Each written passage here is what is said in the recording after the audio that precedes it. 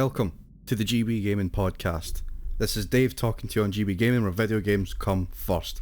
And this episode is for the 30th of June 2021. And I'm just jumping straight into the episode for this week. I've got a lot to talk about. I've got a lot to cover from the last time I uploaded my episode, which was episode 13 if I'm not mistaken. So this is episode 14. And I'm going to start by start right away with Windows 11.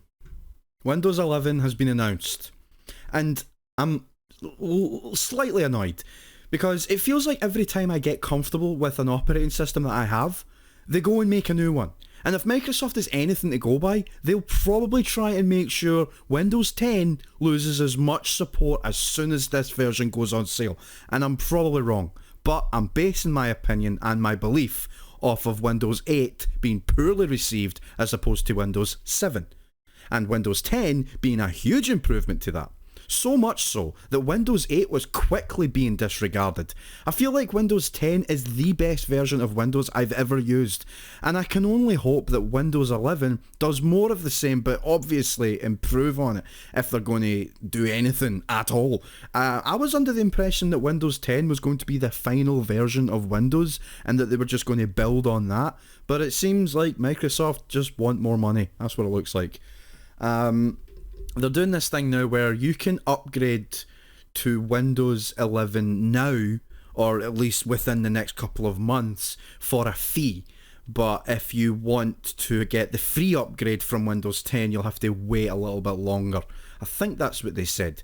But I'm on CNBC.com, and it's just given us a brief introduction on what Windows 11 actually is. And it says here, with Windows 11, Microsoft is introducing modern touches to the experience of using a PC. Most notably, a new design is meant to help users more quickly get what they're looking for. The changes go beyond the surface though.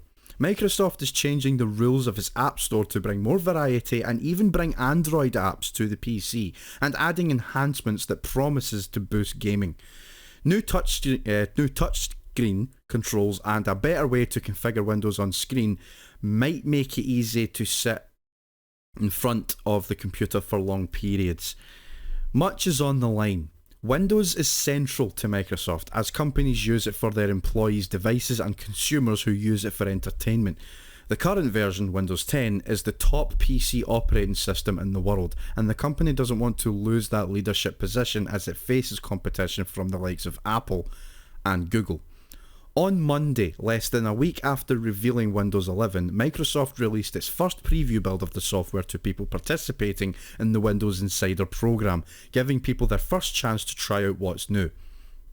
And then it's telling you what you want, what you have to do to test it out yourself, which I'm not going to get into because I am not an advertising platform. But here are the biggest changes that they're after making, at least ones that have been noted. The start button. Perhaps the biggest change is the movement of the start button from the left corner of the taskbar to the centre, along with icons for open applications and icons that have been pinned to the taskbar. The change will take some time to get used to. Instinctively, you want to move your mouse to the left, and after you do that and click near the edge of the screen, nothing happens. But for people with wide computer monitors, the new location might be easier to reach. If you must move the start button back to the left, the option can be found at Settings, Personalization, Taskbar. So you can, if you don't like the new layout, which I'm looking at right now, and it looks a bit jarring, it kind of looks a bit weird, but I think what he said is that he's appealing to those who have wide monitors, like ultra wide monitors. I think that's what he said. I don't know. It just looks a bit weird to me. I'll probably, if I ever do get Windows 11, which I probably will, but not anytime soon, but eventually, I will probably switch it to the old layout if I'm able to, where the start button is all the way at the bottom left corner and everything's laid out the exact same way as Windows 10. And here it says, and speaking of the start menu as well, it says, gone are the things you've pinned to the start menu in Windows 10. What you see instead is a group of applications under a heading called Pinned. Some will appear there automatically, and you can remove those from the start menu. To avoid struggling to reproduce the set of Windows or set of programs you saved on the Start menu in Windows 10, take a screenshot before upgrading to Windows 11. The Start menu also prominently displays a recommended section featuring programs and recently accessed files. And again, I never use the Start menu that much. I never really use the Start menu. I normally type in the search bar under the Start menu. And I'll probably open up my documents folder from there. But I've never actually utilised the actual Start menu itself where all the apps are there, and I never used it. So it doesn't do anything for me, which is another reason why I won't be upgrading anytime soon. The keyboard. Windows 11 packs a more full-featured on-screen keyboard that includes access to emojis, GIFs, a clipboard, word suggestion, handwriting recognition, and the opportunity to design a custom theme.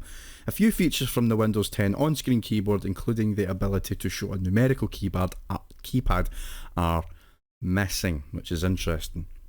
So I reckon this is for people who either don't have a keyboard or are using it for the touchscreen functionality, which again is not something I'm particularly interested in because I'm not into touchscreen tablets. I've got a Samsung Galaxy A10 and it's slow as shite, but it does its job. I use it for YouTube. But for documents and all that, I just use a computer. Desktop wins overall for me. I'm not interested in the touchscreen aspect, so that is another feature that's not for me. Settings. Microsoft has reorganized the Settings app, adding flourishes such as widgets to show paired devices, a prominent link to rename your PC, and a way to see which subfolder you're looking in. Plus, the left rail of options doesn't change as you move from section to section as it did before, making navigation easier. There are also 6 desktop wallpapers to choose from. The menu options have been moved around, with some sections getting new names, and there's a link to that, what the new names are. Notification Center, Quick Settings, File Explorer, Themes, Widgets, Multitasking, New Microsoft Store, Docking. I don't see anything regarding names here. I'm probably browsing through it too fast. Anyway, a new option makes the operating system remember where Windows were before when you reconnect to an external monitor. That is written terribly. And a new option makes the operating system remember where Windows were before when you reconnect an external monitor. Am I reading that wrong? I don't know what that means. Dynamic refresh rate is another one that got added. Now, doesn't... Hold on. Do we not already have dynamic refresh rate? A new option in Windows 11 can help lengthen battery life if you're using a laptop. Oh, right, okay. Many laptops have a refresh rate. How many times per second that the display shows in the image? Of 60 Hz. Okay. Increasingly, Dell, HP and other PC makers are releasing laptops with higher refresh rates such as 120 Hz, which can be helpful for gaming and other activities like drawing. But running at a higher rate can quickly consume power. If you have a supported device, you can turn on the new dynamic refresh rate setting that can turn down the setting for less critical scenarios such as reading emails. So this is aimed at laptops then, not so much PCs, desktop PCs. Or is it variable refresh rate I'm thinking of? Oh, I don't know. I don't know. My computer does 120 Hz, but that's been done by the graphics card itself, not so much. Oh, I don't. It's probably aimed at laptops, I'm not sure. Consistent touch gestures. Now, I'm sorry, I have no interest in talking about this, so if you're into touch screen things, then you can look that up yourself. I'm not covering it. Make sets of windows. Organise 2 or more applications. Yep.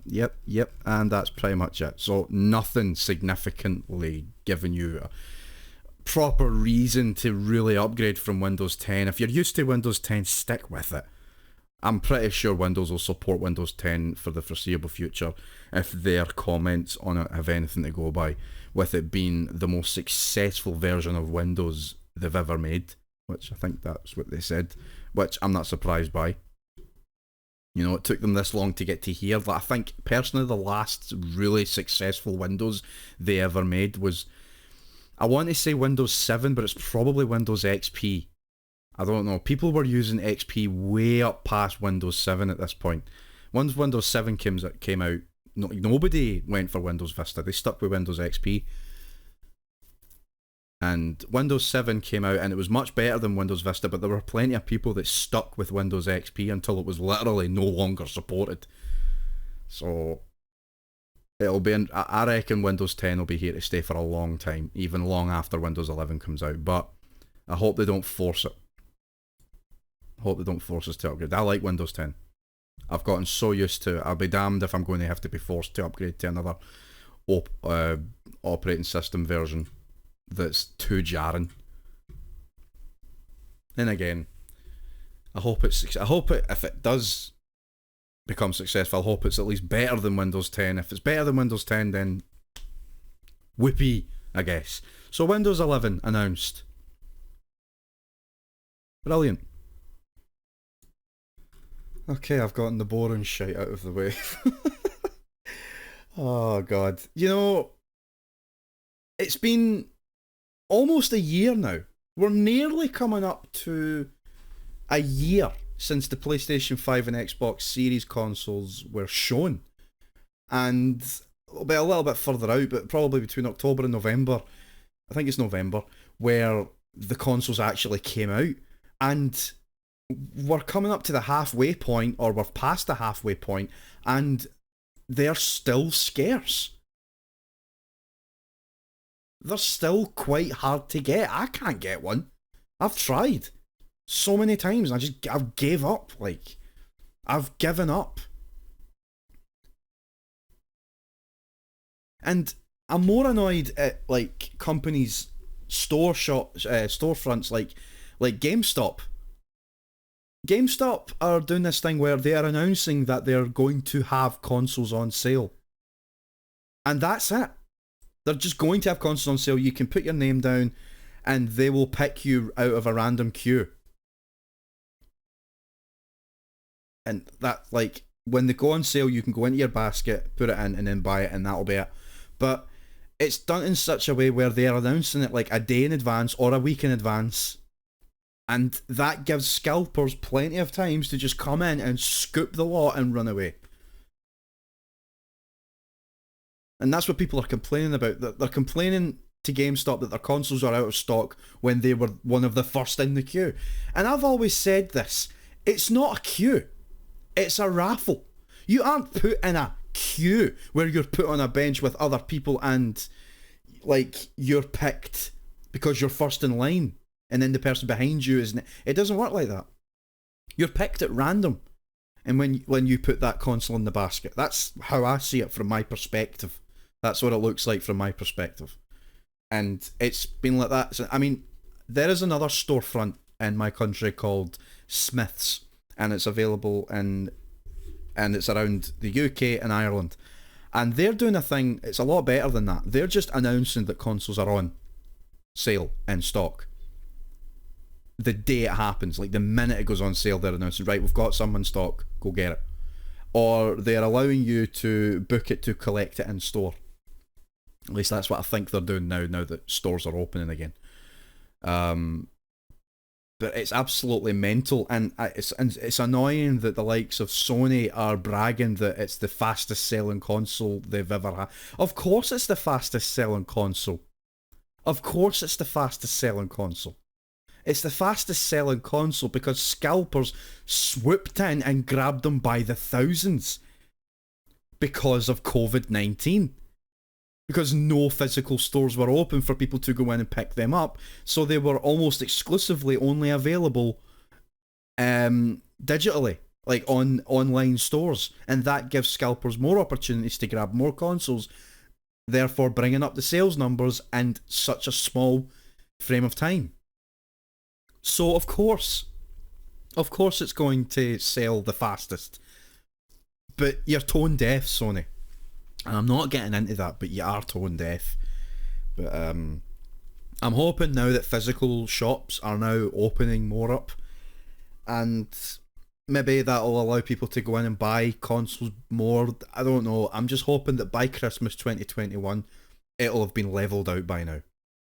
Because all these games are coming out for these new consoles and nobody can get them.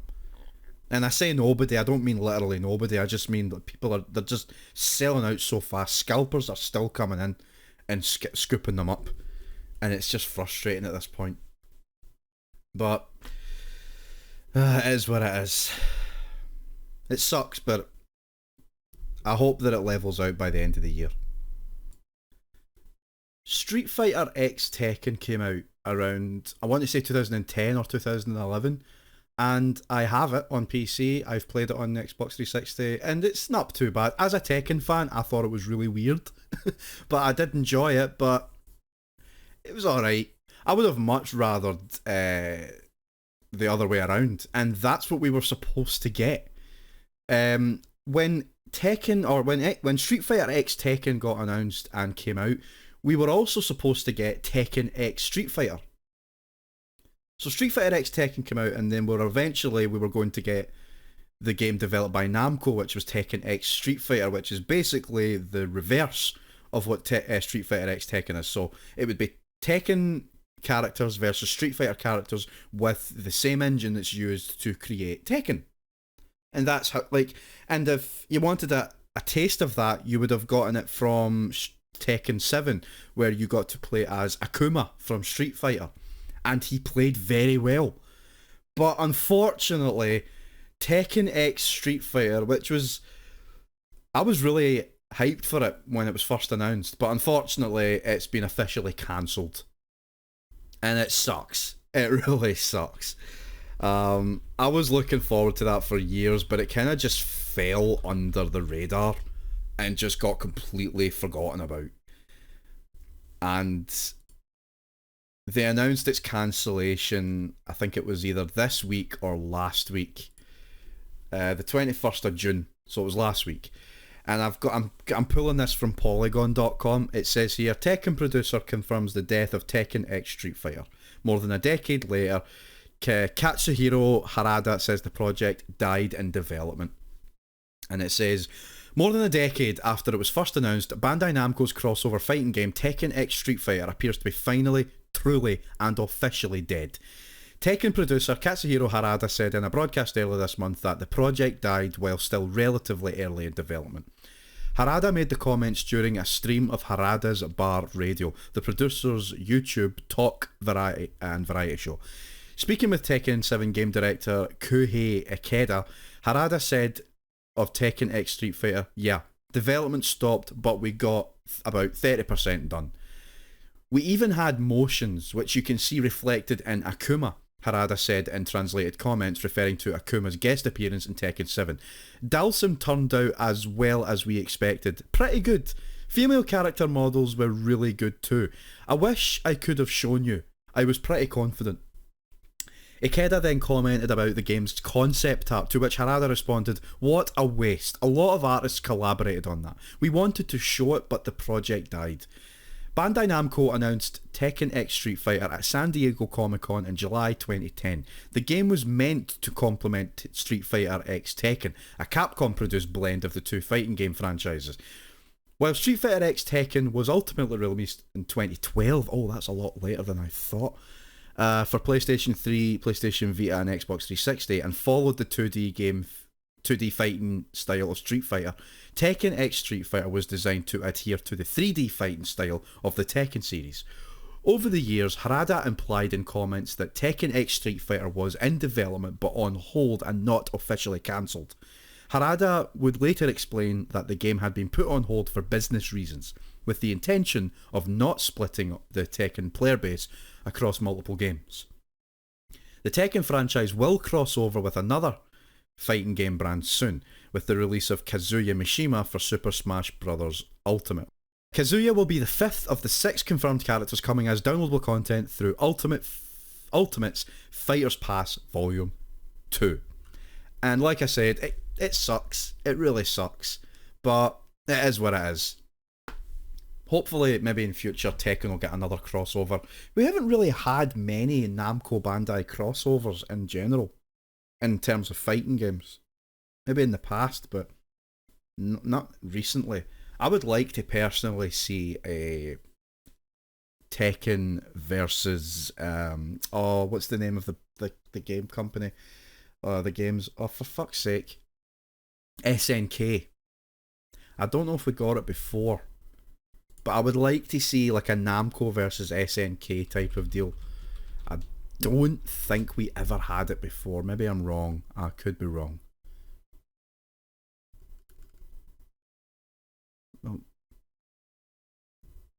No, we haven't. We've had SNK versus Capcom, obviously. I mean, the closest we got to SNK versus Tekken was when Geese Howard was introduced for Tekken 7. I think that's the only time I can remember seeing anything SNK related getting put into Tekken. But one can dream.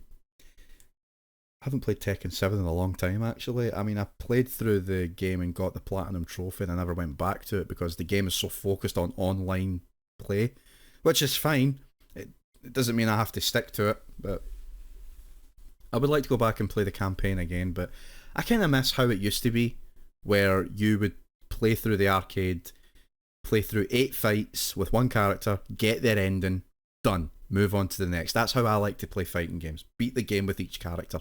That's how I like to do it. Tekken 7's is interesting, where, if I remember correctly, you played various different fighters throughout the entire story.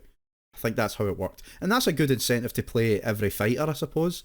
But their arcade mode, if it's there, like I said, I haven't played Tekken 7 in a while. I think you only got to play like 4 or 5 fights before it was swiftly done. You got your prologue and your epilogue, but it felt too quick. Their focus has definitely been the online mode though, but I think it's about time we got introduced, or we got a Tekken 8 announcement. I think it's about time we got that. Or Tekken versus Street Fighter might get re-announced. Nah, it's not happening, lads. It's not happening. Anyway, so Tekken X Street Fighter officially cancelled. It sucks, but what can you do? Moving on.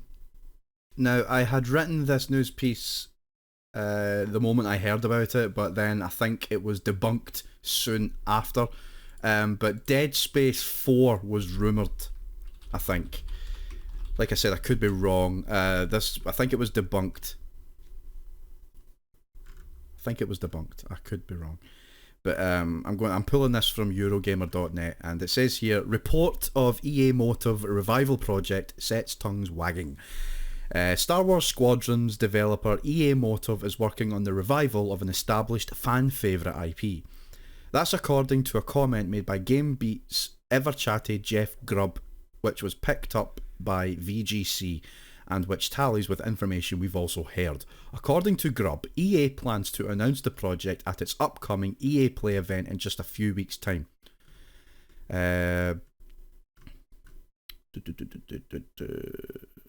What could it be? EA's Dead Space franchise has been mothballed since 2013, when Dead Space 3 launched to a lukewarm reception. Its addition of co-op, which completely changed the way the creepy sci-fi survival horror series played, was blamed on EA by fans at the time. Early ideas for a Dead Space 4 were subsequently shelved, and the series put on indefinite hiatus. The first 2 Dead Space games remain beloved, though developer Visceral Games sadly shut down in 2017. The studio's final project was Amy Hennig's single-player Star Wars game codenamed Ragtag, which also ended up canned. In the years since, EA has seemingly come around to the idea of big-budget single-player games again.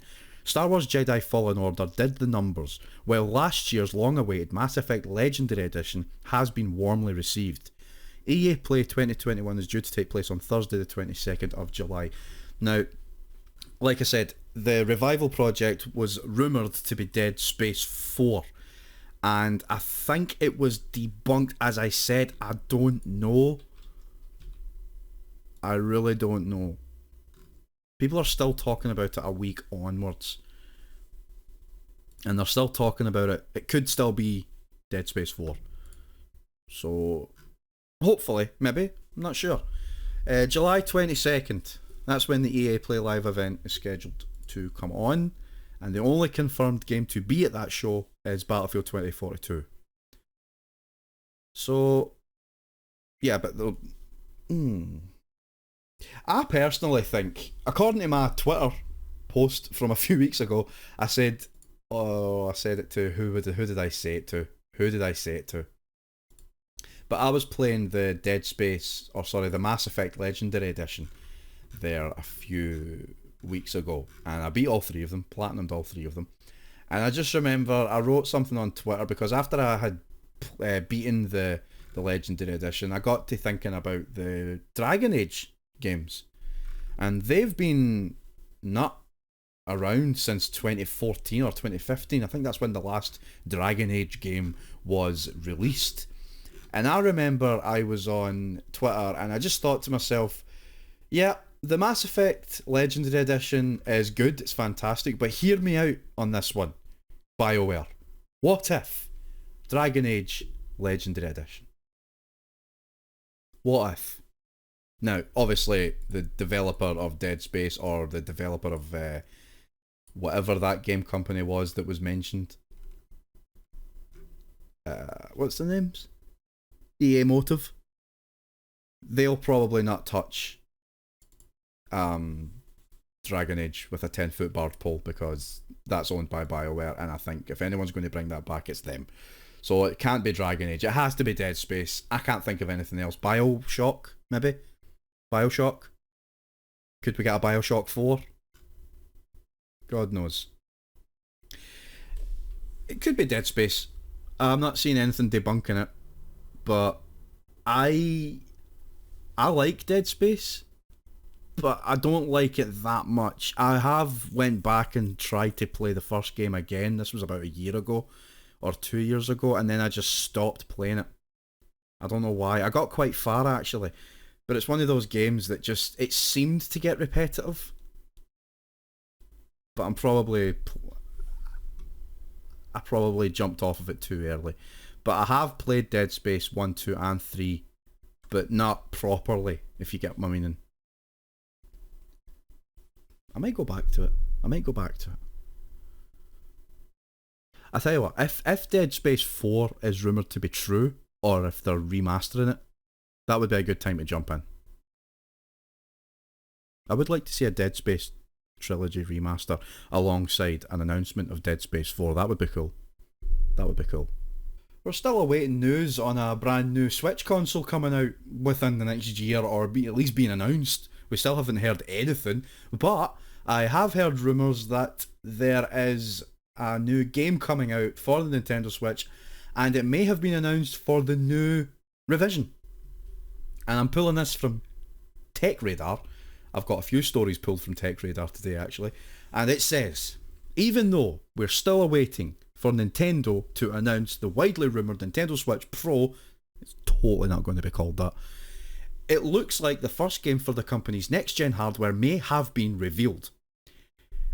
Ayuden Chronicle 100 Heroes, which was revealed during Microsoft, Xbox and Bethesda showcase on E3 2021, is also planned for Nintendo's next-gen hardware, likely to be the Nintendo Switch 2, according to games developer Rabbit and Bear Studios. In a Q&A on Kickstarter, the developer was asked which platforms Ayuden Chronicle 100 Heroes will be released on day one. Along with the usual suspects, Rabbit and Bear Studios also said that Nintendo's next-gen hardware would be one of the platforms, though didn't specify whether this would also include the Nintendo Switch Pro if it does get announced. As originally pledged to the backers, the game will be released on Xbox One, Xbox Series X, PlayStation 4, PlayStation 5, Steam, Epic Games Store and Nintendo's next generation hardware.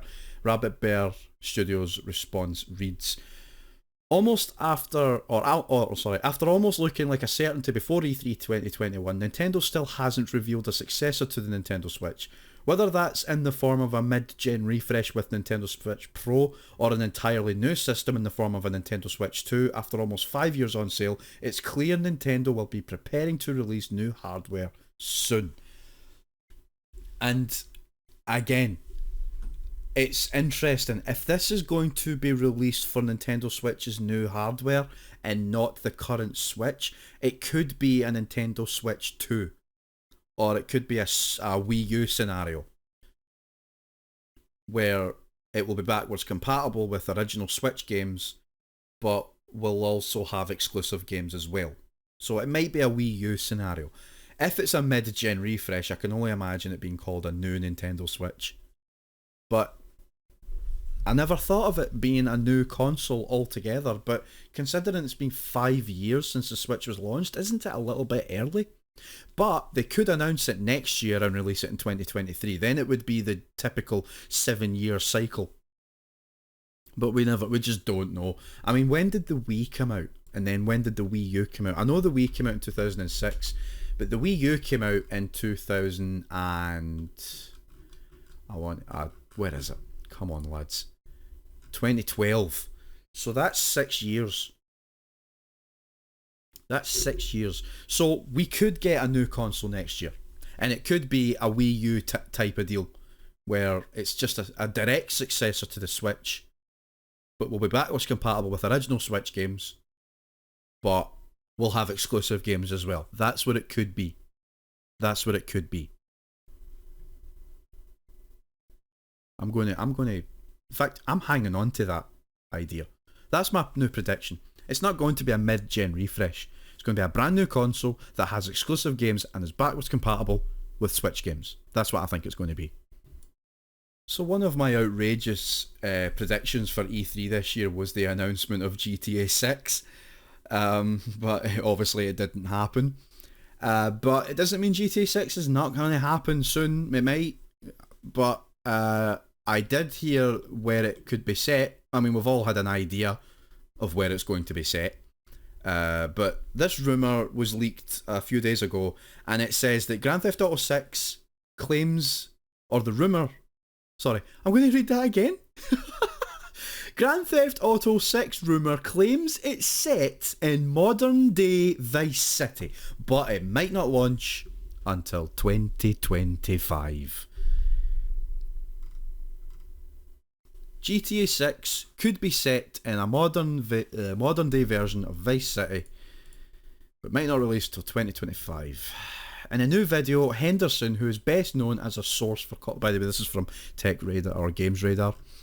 It says, Henderson, who is Tom Henderson, that is, who is best known as a source for Call of Duty and Battlefield 2042 leaks, claims that Grand Theft Auto 6 will be set in a modern day recreation of Vice City, going against reports of an 80s themed Project Americas. I didn't know that. Rockstar is reportedly keen to ensure as much freedom as possible for its developers when creating ongoing GTA Online content, and Henderson states that a trip back in time would limit those possibilities. Henderson also discusses the potential for the game's map to grow and change over time, likening the system to the one used in Fortnite. It's not clear exactly how the changes would be implemented, but Epic Games uses large-scale end-of-season events to edit its Battle Royale's map. There's also a brief mention of Grand Theft Auto 6's character roster, which will feature multiple playable characters, including a tech-savvy woman, although no further details are revealed in the video. Unfortunately, Henderson thinks that we could be waiting several years before we could see GTA 6, having previously suggested that 2023 was a possible release year for the game. He now predicts that it could launch as late as 2025. Several factors inform this prediction. Henderson says that Rockstar is focusing on employee well-being in the wake of reports of serious crunch in the run-up to Red Dead Redemption 2. He also claims that Grand Theft Auto 6 will only launch on PlayStation 5, Xbox Series X and PC, and that Rockstar would wants to wait for more current gen consoles to sell in order to maximise its own unit sales. The studio is also said to be keen to avoid any delays, so is holding off revealing any information about the title too early, and is also able to rely on Grand Theft Auto 5 as an ongoing revenue stream. Henderson suggests that, as with any leak, viewers should take this information with a healthy dose of skepticism until we learn more from Rockstar itself. That said, it's worth noting that the timeline he outlines in this video roughly lines up with a report from last year, I want to say, which claims that Grand Theft Auto 6 was early in development last year. Oh, yeah. The report also states that the game could launch with a smaller map that grows over time. It's far from concrete proof, but could reveal a few early details about the much anticipated title. It's clever that I'm sure Grand Theft Auto 6 is in development, but I'm pretty sure that it's not going to release until very late into this generation. It makes sense for them to do that, considering even though so many consoles have been sold, not a lot of them have actually went into consumers' hands. So not a lot of people, I'd say they could see it themselves, not a lot of people are actually playing the new generation hardware. So it doesn't make sense for them to announce and release GTA 6 when nobody's going to be able to buy it and play it. The PC market might, but your next gen consoles, your next gen consumers, it's a good idea for them to wait. And it's also interesting to know that this is the first time, not including re-releases or remasters, this is the first time that Grand Theft Auto has essentially skipped a generation, when you think about it. In terms of brand new games, there was no new Grand Theft Auto game released on PlayStation 4 or Xbox One. It was just a re-release of GTA 5, and you know, it kind of makes you could argue that I'd say Grand Theft Auto 5 was released on the Xbox 360 and PS3 as a courtesy, because the PS4 and Xbox One were released around the same time as that game was due to come out, or at least the same year. Because I remember getting Grand Theft Auto 5 on release for the Xbox 360, and then like 4 or 5 months later I got my PS4, which was out that year. So it would have made sense for them to release Grand Theft Auto 5 on that console a year later. So you could say it was released right on the transition of next-gen hardware at the time. So, but in terms of initial releases, yeah, technically there hasn't been a brand new Grand Theft Auto game released in a whole generation. And that is absolutely crazy. The fact that they're re-releasing the same game 3 generations in is, you know, it's the first time they've done that, I think, but people are giving out about it. People are complaining about it, but I think it makes a lot of sense. Your game is so successful. It's the most successfully made thing ever created in the entertainment history in general. And why wouldn't you capitalise on that? Do you know? Why wouldn't you capitalise on that? But people get that confused with they should be focusing their development on GTA 6. I don't think it works that way, but I'm not going to get into it. But I think it makes sense for them to release GTA 5 on the PS5 and Xbox Series X and S consoles, just to hold them over for GTA 6 to come out. It makes sense. I think it makes sense. That's how I see it. I don't see it in a different way. I'll just be really intrigued to see where GTA 6 goes. Not just in terms of setting, but in terms of how the game plays. How it, you know, I mean, how can you top Grand Theft Auto 5? That game is a juggernaut. They have to think about how they're going to top that. They have to think about it. Because this, like GTA 3 to GTA Vice City to GTA San Andreas, it was gradually bigger and bigger. The jump from GTA San Andreas to GTA 4 was not so much a features jump. It was more or less like, look at how much we can cram into this densely. It was more about scale, not so much about features. The realism of GTA 4 was very noted, and it split fans down the middle. Some people liked it, some people hated it, but you can't deny that the sheer, like, I can see the transition very clearly from San Andreas to GTA 4. And then the jump from GTA 4 to GTA 5 was huge. You went from one densely populated city to a bigger densely populated city, and then some. And also bringing back features that were in San Andreas, and also making the game graphically stunning to look at. How can they top that? Grand Theft Auto 5 is the peak of the series. Whether you love it or hate it, you can't deny that. You might have your favourites, and that's fine, but you can't deny the size, scale, and number of features, just general gameplay you have on GTA 5. As much as I like to complain about its online mode and lack of focus on single player, I can't deny the size of it. I can't deny its success. And they deserve it, I suppose. I suppose they do.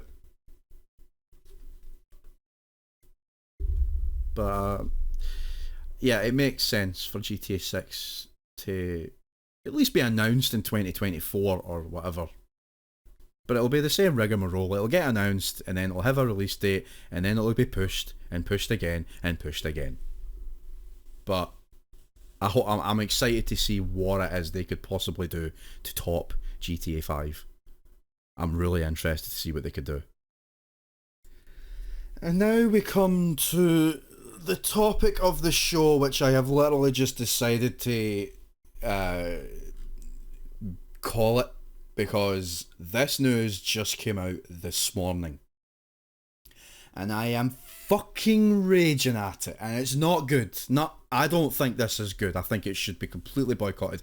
But basically, console games might start, or probably will, start releasing with TV-style adverts, included within the games themselves. Bad idea. Bad idea. I am not happy about this. I'm really not. I do not want this to happen at all. And I can't imagine anyone wants this to happen. But the people that are doing it are so goddamn fucking proud of it. They're so fucking goddamn proud of it, and I hate it. I fucking hate it. So I'm pulling this story from Kotaku, who wrote it.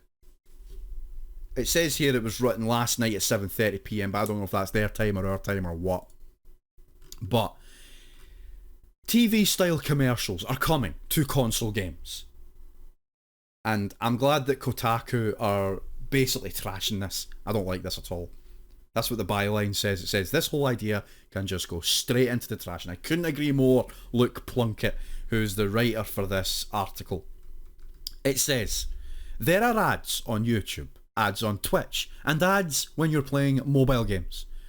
But you know where there aren't ads? Console games. And that's something capitalism would like to change. As Axios reports, a company called Player One, that's spelled Player WON, describes as a first of its kind in gaming advertising platform, has signed deals with companies like EA and Hi-Rez, which is the developer of Smite, to try to bring TV-style commercials to their console games. Having tested this tech for over a year, they feel it's now ready to be implemented. The idea being, rather than just beaming videos to them in the middle of a game, players would be able to view an ad, then, when servers detected the commercials had been viewed in its entirety, release rewards to the player. You can have a little reward as a treat.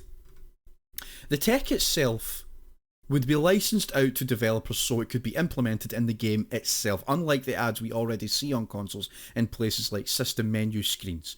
And they're trying to justify it by saying that because young people are cord cutters, they're unreachable via traditional cheaper marketing and are only being reached by branded content deals like the sneakers and clothes in NBA 2K, or the cup noodles in Final Fantasy, or the Monster Energy drinks in Death Stranding, which is expensive, so ad companies would prefer something easier and cheaper like this. Oh yeah, it's easier and cheaper on them, but it's intrusive on us. Ugh. Testing has been taking place inside Smite for around a year, and the findings are as awful as you'd probably expected. Data from one of Simul Media's pilot campaigns with Smite, a free-to-play multiplayer battle game, a battle arena game from Tencent's Hi-Res Studios, shows that players were much more likely, which is 22%, to play a game and spend money within the game if they watched in-game ads that gave them access to more gaming perks. As a result, Player One plans to launch in-game ads in roughly a dozen more games by the year's end, based on 22%.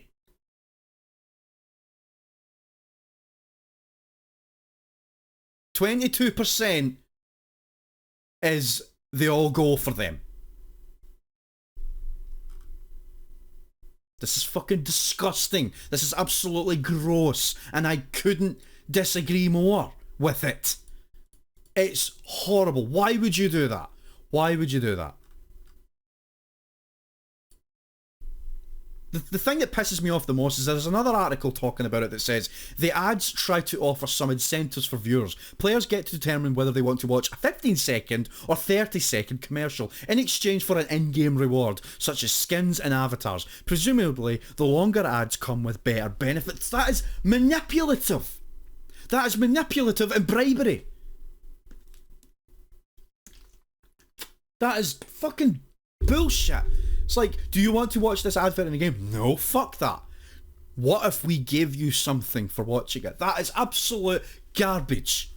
That is fucking disgusting. And what's pissing me off even more is that I saw this, I went on to Twitter, I took to Twitter and I looked deep into where this came from.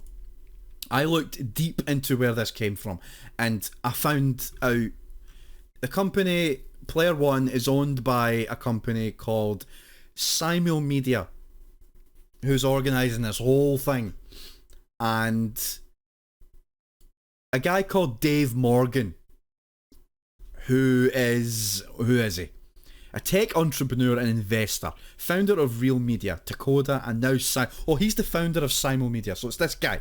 He writes, bringing TV ads to premium console games, building a path for marketers to reach the elusive under 35-year-olds in high engagement video.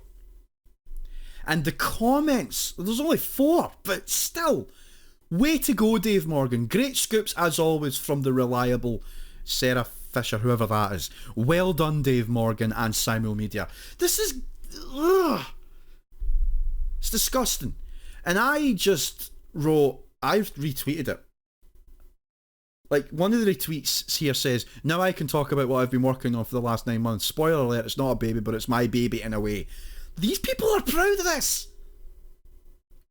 And I said, this is disgusting on so many levels, and it's ridiculous.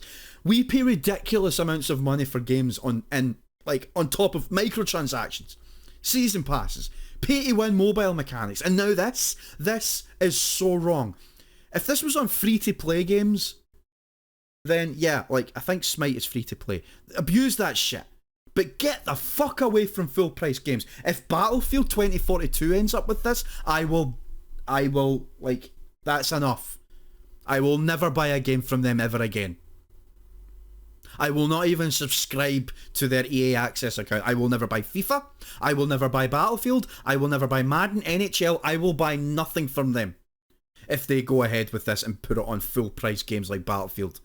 Like, Battlefield and FIFA, or at least, yeah, they already have their fucking pay to win or microtransactions garbage like Ultimate Team.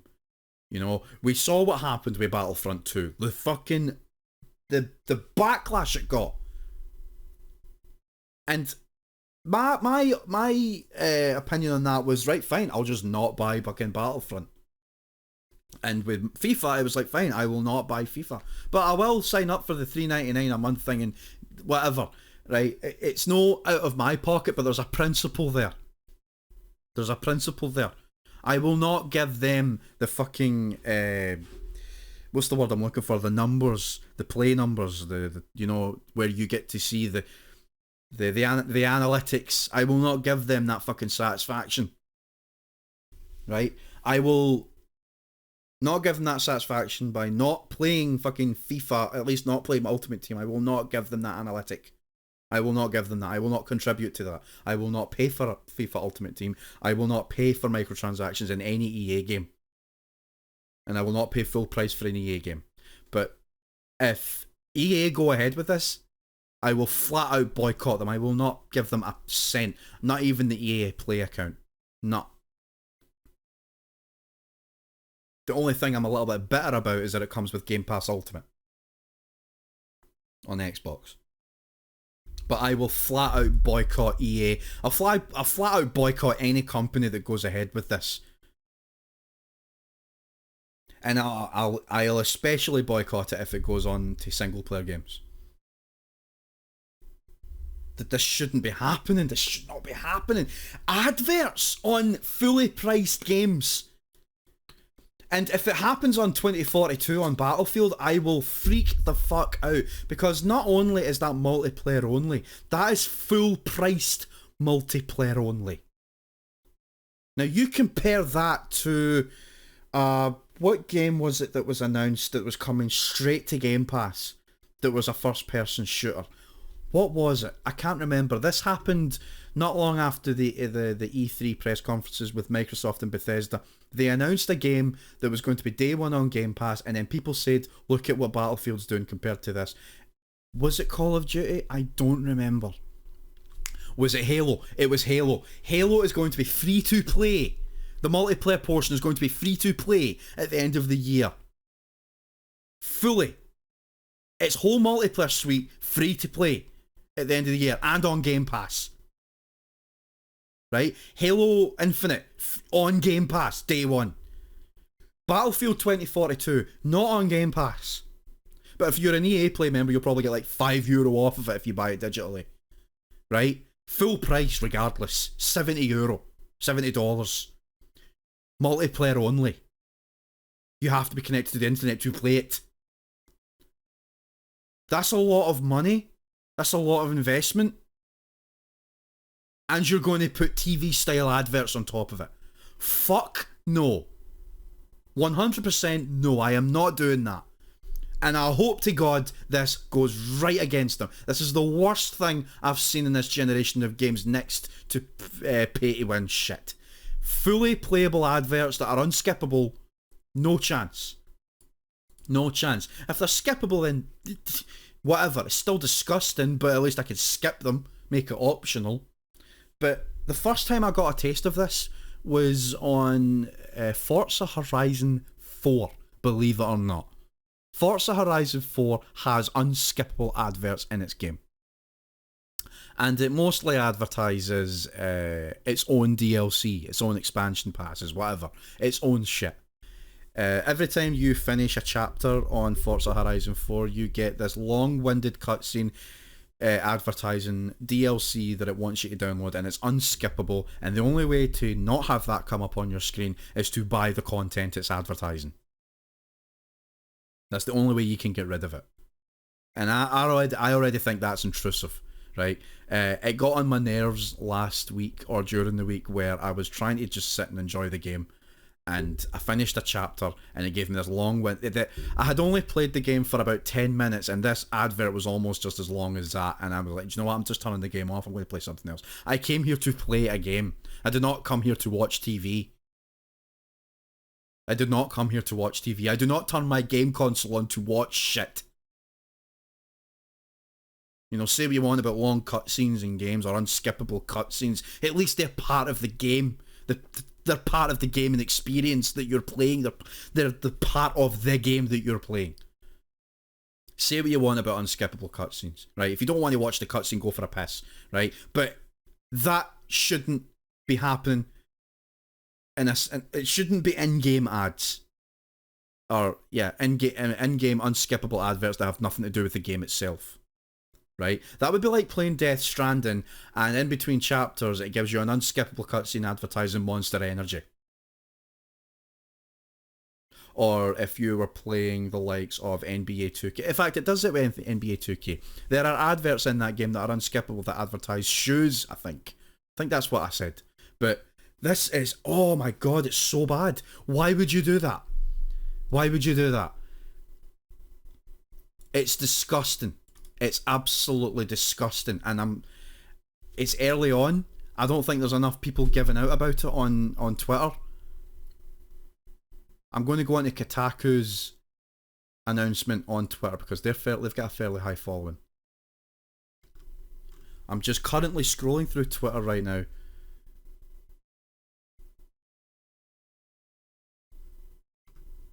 Yeah, a lot of people are saying the same thing here. Someone said, they could fuck right off with that. I already hate commercials on TV. I use ad blocker on the internet because ads annoy me. If they start putting them in games now, then they will not be receiving any more of my money. Besides, we already got to pay to be online for Xbox and PlayStation, plus new games are like $60 or $70. Plus, most games I have played have microtransactions, which companies make millions off of every year. This won't go over well for whoever or whomever decides to use this stuff, and it won't. I fully agree, mate. I fully agree. Have my like, have my retweet, have it. I fully agree.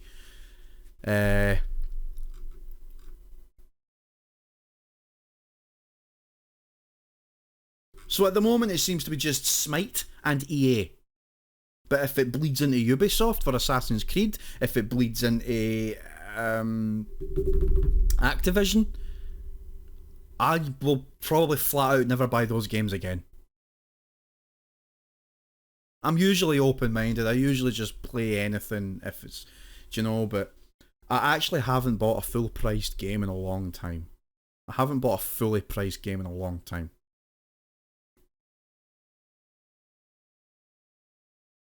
And it's mainly because I just don't have the money right now. But I've also because I've got a lot of games in my backlog, and it's not often I'll buy a game day one anymore.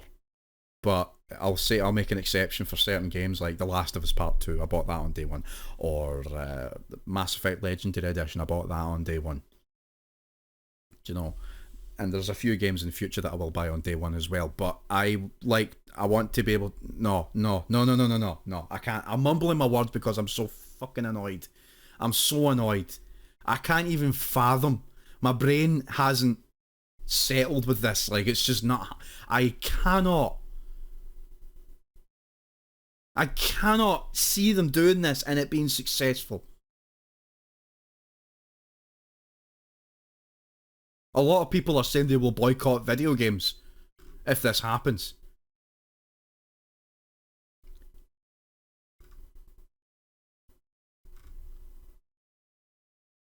Sometimes, see, capitalism is a good thing, but it can also be a very fucking disgusting thing as well.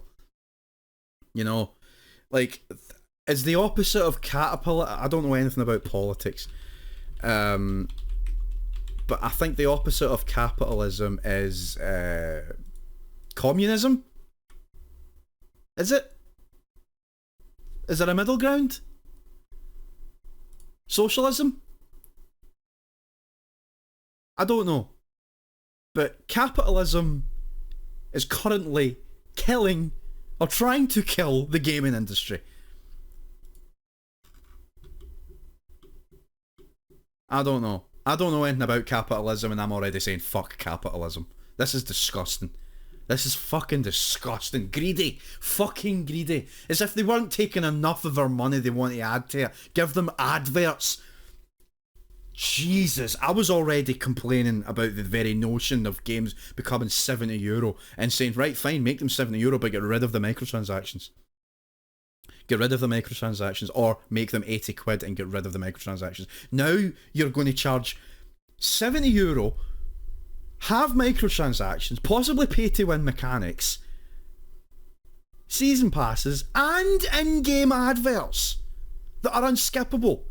Fuck that! No way! I'm so wound up about that. I'm repeating myself. I'm going to go red in the face if I keep going on about it, so I'm cutting this now. This is ridiculous. Do not buy into this.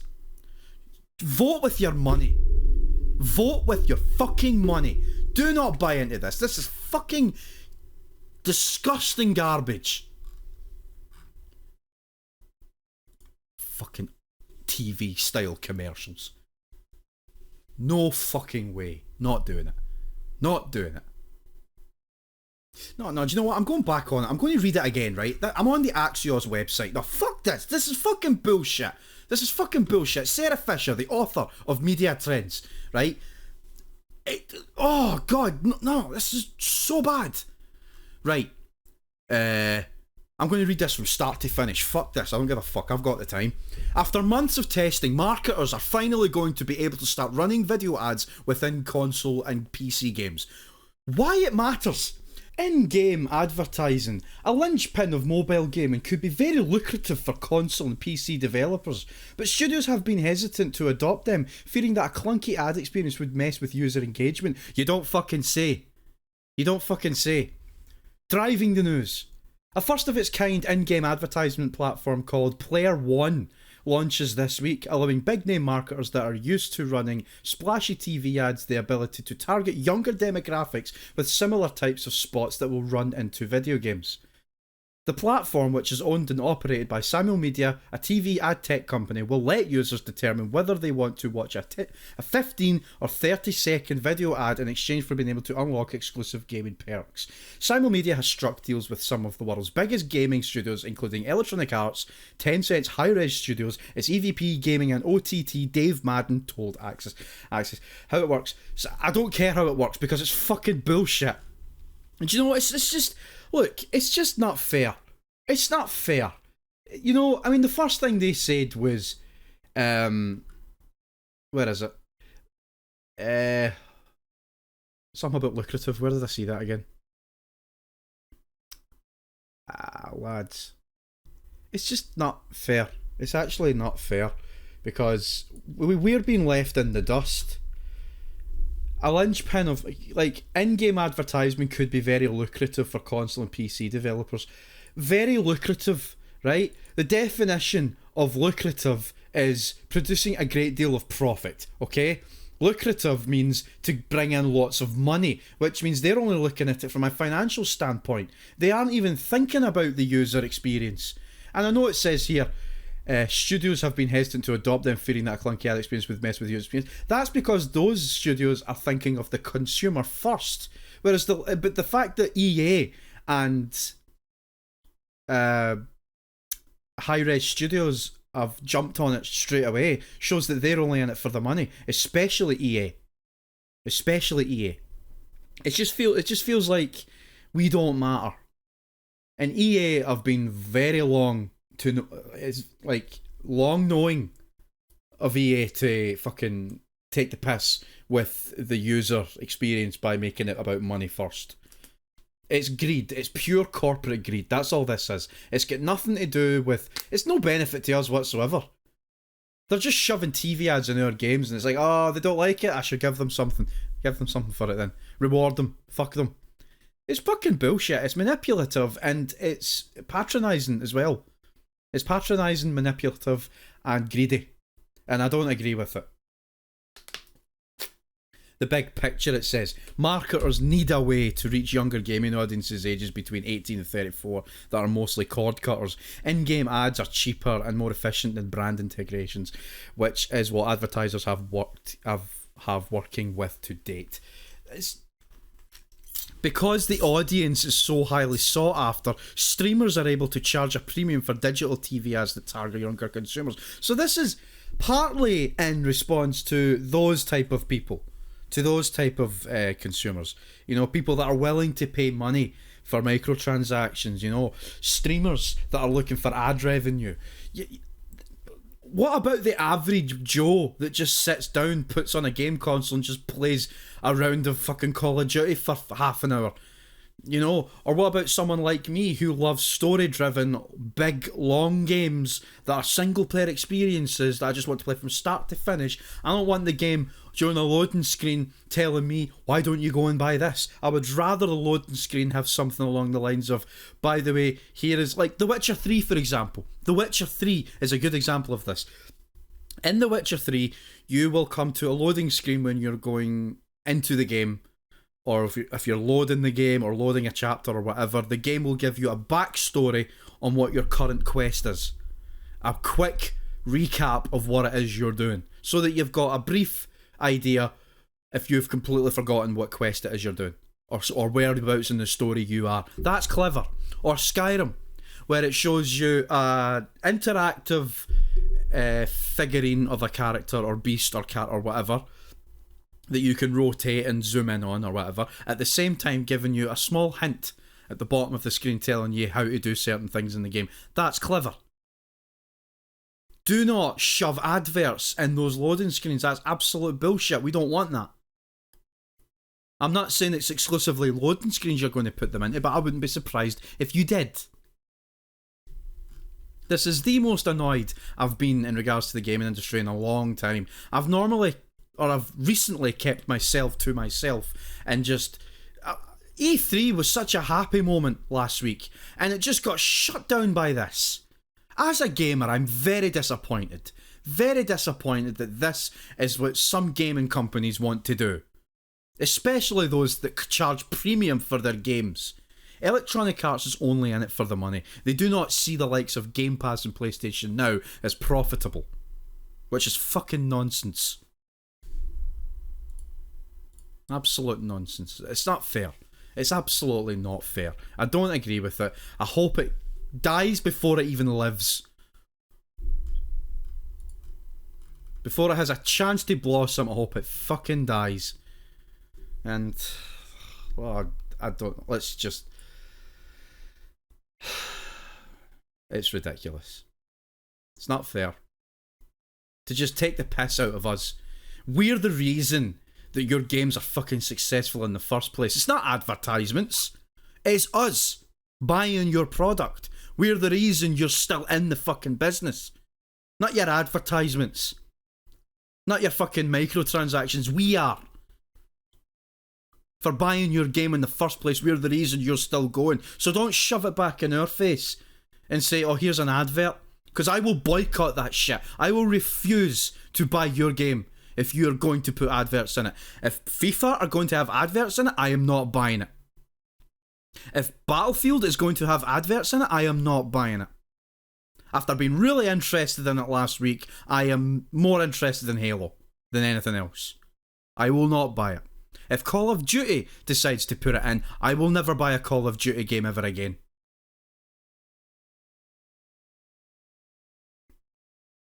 The only time you will catch me buying those games is... In fact, no, I'm not even going to... No, I'm standing my ground here. I will not buy any of that shit. I will boycott video games in general if this happens.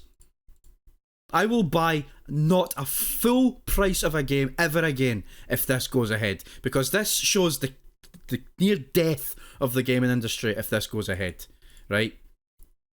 Do you want another video game crash? You keep going the way you're going. Because we will not stand for it. Adverts in games? No chance. Free games? Yes. Paid premium full price games? No fucking way. That is the jumping of the shark. I will not stand for that. I will not stand for it. Absolutely not. I don't want to talk about it anymore. I just want to talk about other things that are a little bit more positive than this crap. I can't take it anymore. I cannot take it anymore. I just want to get on to straight away what I've been playing. Well, actually, no, before I... Well, yeah, I'll talk about what I've been playing. I beat Watch Dogs 2 there. Last 2 weeks ago, I think it was, or last week. I was playing Watch Dogs 1 there before it, and I managed to get to the end of that and beat it. I got to the platinum on Watch Dogs 2. Very good game, although I had a little bit of an issue regarding a certain trophy in the game, where I was talking about trophy glitches and achievement glitches on the last episode or the episode before it, I think it was. And this happened on Watch Dogs 2 as well. And what happened is that there's a collectible in the game in the form of data hacks or something like that, or data something. And there's about 23, 24 of them. And I got them all and I didn't get the trophy. And I was a little bit puzzled by it. So I found out that one of the collectibles was actually glitched. So what I had to do was that, like, I'll just beat the game.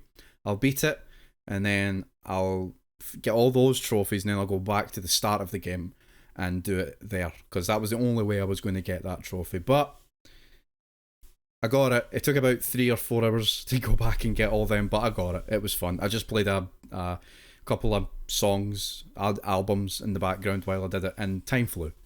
But nevertheless, Watch Dogs 2 got the Platinum Trophy, done and dusted, and that was my 7th trophy this year, 7th Platinum Trophy this year. I'm very happy about it. So Watch Dogs 2 done.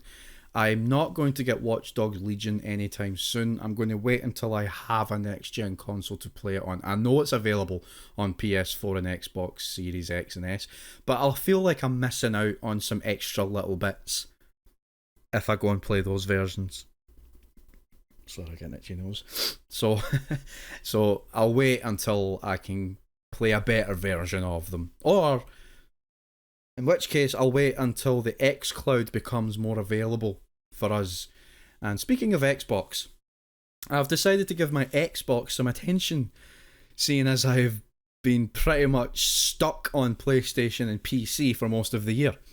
I also decided to make proper use of my Game Pass account as well. First game I turned on was a game I had on my to-do list since launch, and that was Ori and the Will of the Wisps. And my god, what a beautiful game. Beautiful game. Really sad from a story standpoint. Very depressing. Very low mood. But there's a few uplifting moments in the game as well. The ending fucking broke me. Absolutely broke me. I didn't expect it. Even though I think in retrospect, in hindsight, I should have expected it. But what a game. If you're into, let me see if I could pitch Ori and the Will of the Wisps, right? Now, obviously, if you're going to play an Ori game, you need to play the original first, if you're going to play it for the story at least. Play Ori and the Blind Forest. They both play pretty much the same. Ori and the Blind Forest is age magnificent. It's only been out, I want to say 7 years or something like that, or 6 years. They're basically side-scrolling Metroidvania RPG style games. Metroidvania games. A lot of collecting, a lot of exploration, light combat. There is combat in the game, but it's very light. It's very story heavy and very character driven. Like, you will meet a lot of characters in these games, and you'll get to know them, and you'll grow attached to one or two of them.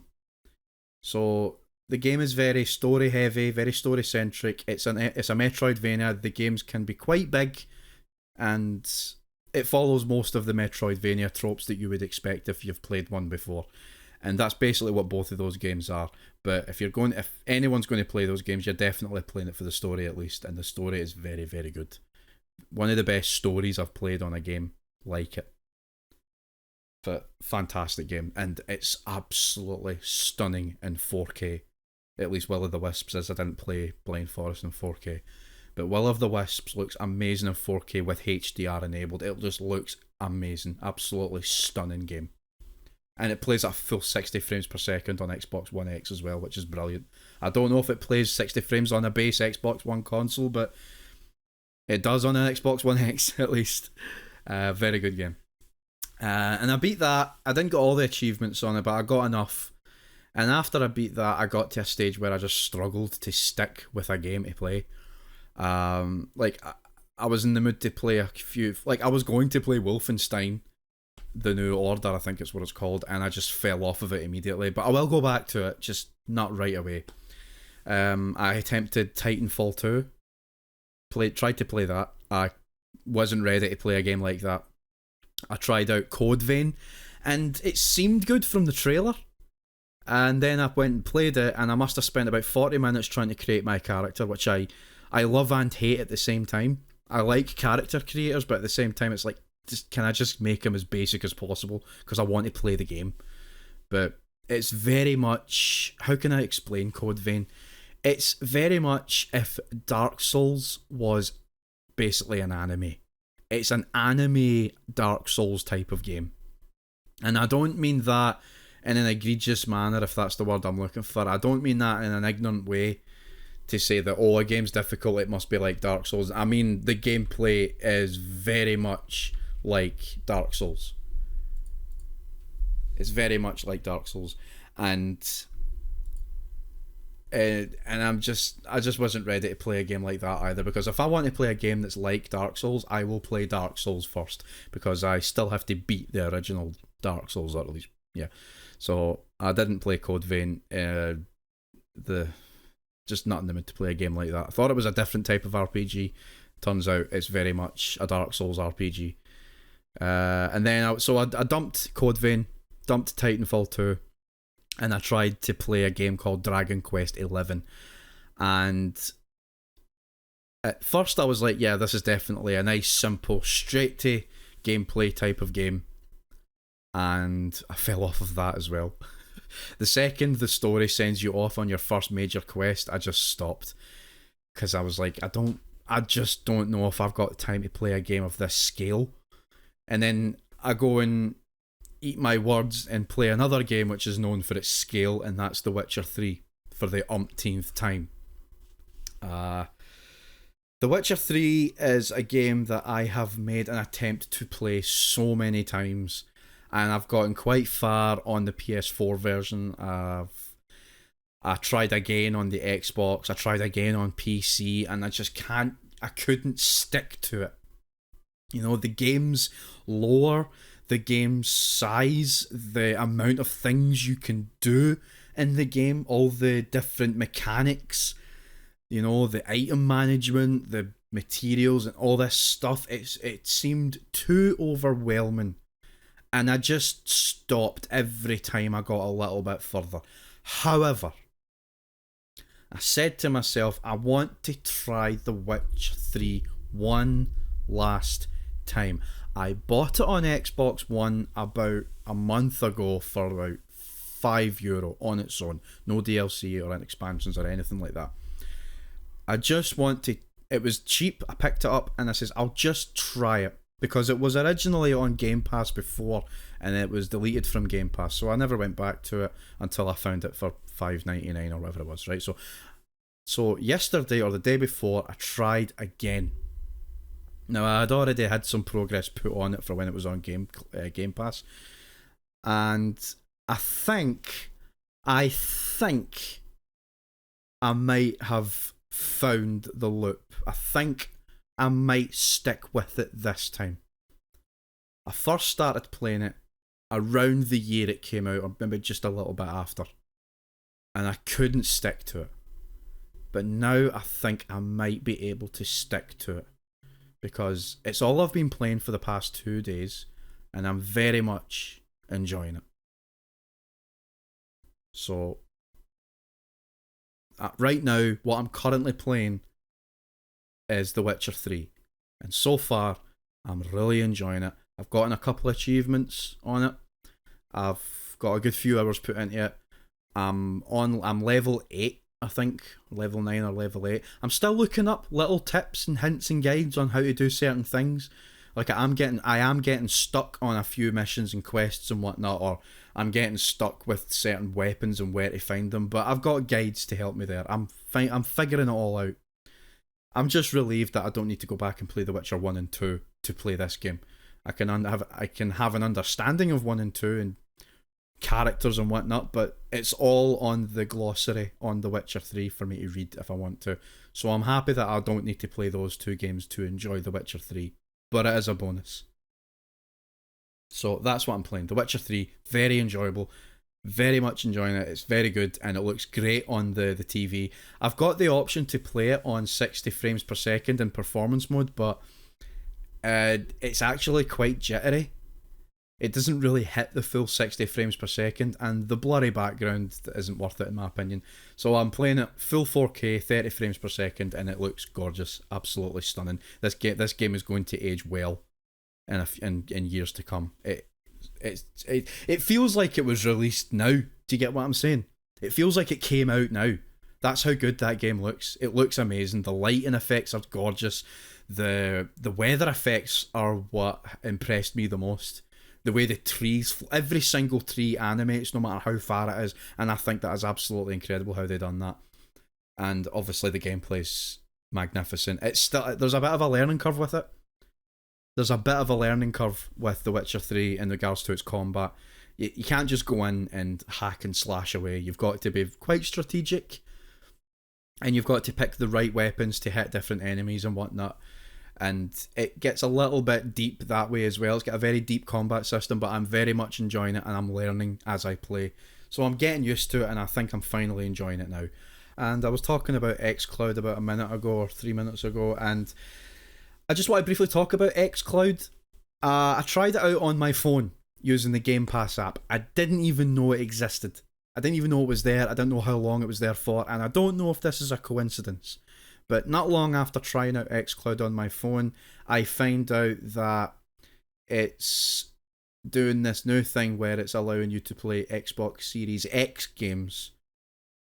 When I say that, I mean to say that the xCloud is now using Xbox Series X hardware in order to stream the games that's on it. So basically, once a Series X game comes out, I can play it without having a Series X, is what I'm saying. Or I can play Series X enhanced games on it as well. But before I knew about that, I went and tried out the xCloud on my phone using the Game Pass app. And like I said, I thought it was coming out soon, but it's currently in beta, so maybe that's where my confusion lied. But it was surprisingly good. I tried out 3 games on it. I tried out Fallout 3.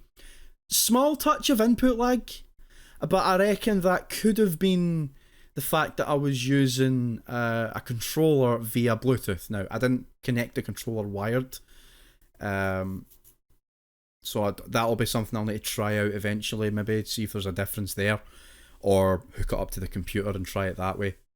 I tried out Grand Theft Auto 5, not as much input lag, but there was still kind of some there. In terms of visuals, obviously, since I'm playing it on a phone, couldn't fucking tell. It looked really good for me, but it runs well at home for me. But I have 1 gigabit fibre optic broadband, so I can't say for sure what situation would allow me to utilise it to its fullest. And if I were to use it outside of home, I don't think a 4G connection could cut it, especially in Ireland.